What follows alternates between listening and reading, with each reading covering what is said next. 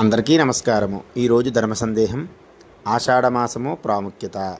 పూర్వాషాఢ నక్షత్రంలో కూడిన పౌర్ణమి ఉన్న నెలయే ఆషాఢమాసం. ఇది సంవత్సరంలో 4వ మాసం. దీనిని శూన్యమాసమని కూడా అంటారు.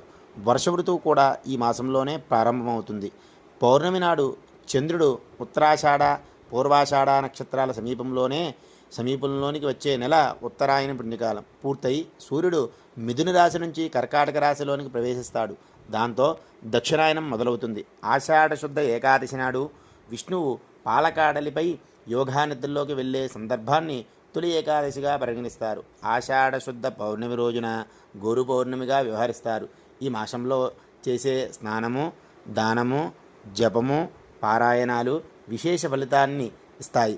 ఆషాఢమాసంలో చేసే సముద్ర నది స్నానాలు ఎంతో ముక్తిదాయకాలు. ఆషాఢమాసంలో పాదర్శకలు, గొడుగు, ఉప్పు దానం చేయడం శుభకరం. ఆషాఢమాసంలోనే దక్షిణాయనం ప్రారంభమవుతుంది. కర్కాటకంలోనికి సూర్యుడు ప్రవేశించడంతోనే దక్షిణాయనం ఆరంభమవుతుంది. అంటే సూర్యుడు ఈ రాశిలో ప్రవేశించినప్పటి నుంచి తిరిగి మకర రాశిలో ప్రవేశించే వరకు దక్షిణాయనం అంటారు. ఈ ఆయనంలో సూర్యుడు భూమధ్య రేఖకు దక్షిణంగా సంచరిస్తాడు. దక్షిణాయనం పితృదేవతకు ప్రీతికరమని కూడా చెప్పబడింది. వేద ప్రకారం చూసినా అన్యం బృహకుర్విత అంటుంది. వ్యవసాయదారుని కృషికి అండగా భగవంతుని అనుగ్రహం తోడై వర్షరూపంగా ఎక్కువ పరిణామంలో ధాన్యము పండి ఎవరికి జనులకు ఆకలి బాధ లేకుండా ఉండాలని పరమార్థం.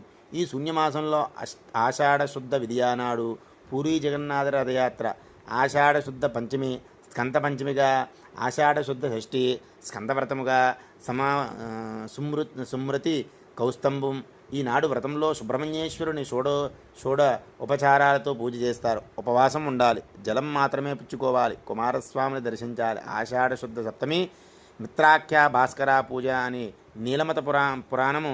ద్వాదశ సప్తమి వ్రతము చతుర్వర్గ చింతామణి.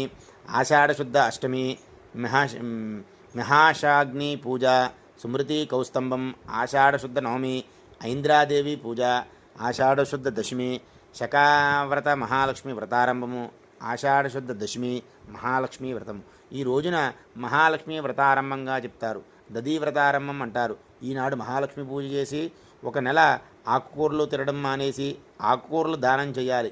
ఈ రోజున చక్షుష మాన్నం తరాది దినము అంటారు. ఈ మాసంలో జగన్నాథుని రథయాత్ర, స్కంద పంచమి, తొలి ఏకాదశి, గురు పౌర్ణమి లాంటి ప్రత్యేకమైన విశిష్ట పండుగలతో పాటుగా దక్షిణాయనం పుణ్యకాలం కూడా ప్రారంభమవుతుంది. శూన్యమాసం అంటే జ్యోతిష శాస్త్ర ప్రకారం సూర్యుడు నవగ్రహాలకు రాజు.